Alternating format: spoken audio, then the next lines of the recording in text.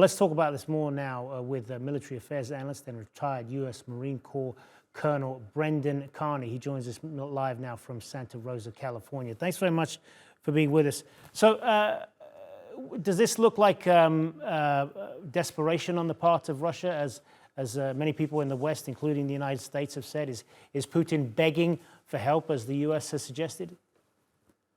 Sam, good to be with you. To answer your question, it is a degree of desperation, to be honest with you.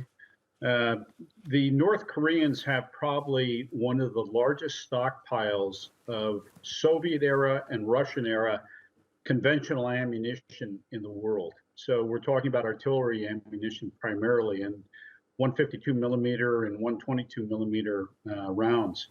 So Russia has started to run out of these, and their industrial base is having trouble meeting the requirements of the Ukrainian front. So yeah, Putin is going hat in hand to go ahead and ask for shipments of these type of munitions. And will this change anything on the battlefield? I don't think so. I think the Ukrainian penchant for innovation, their technical superiority, the superiority of their troops on the ground as they fight tactical battles against their Russian counterparts. I think the Ukrainians are just going to go ahead and continue to inflict upon Russia very, very serious casualties, where Russia really has what would best be described as an amateur army there right now facing the Ukrainians. What about just to pick up on what the State Department spokesperson said there about their concerns over the legality of what could happen here? Are those valid concerns, you think? Oh, they're valid concerns, but they're meaningless.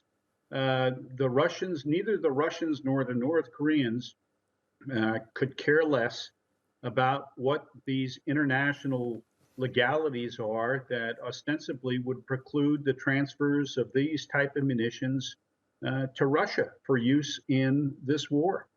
They don't care, and anybody who thinks they care is really in need of a reality check, as they would say out here, as our youngsters would say. It has no pertinence whatsoever to the Russians nor the North Koreans.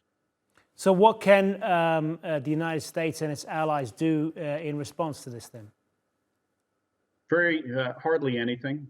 I would imagine that these shipments will be done quietly through China into Russia, and then they'll be transshipped across the breadth of Russia to western Russia, southwestern Russia primarily.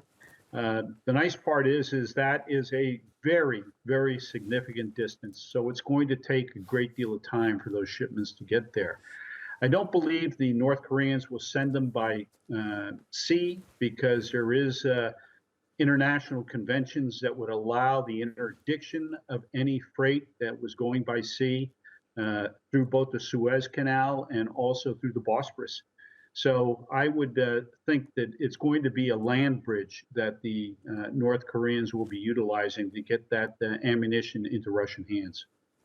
Retired U.S. Marine Corps Colonel Brendan Kearney, good to talk to you. Appreciate your analysis. Good talking to you.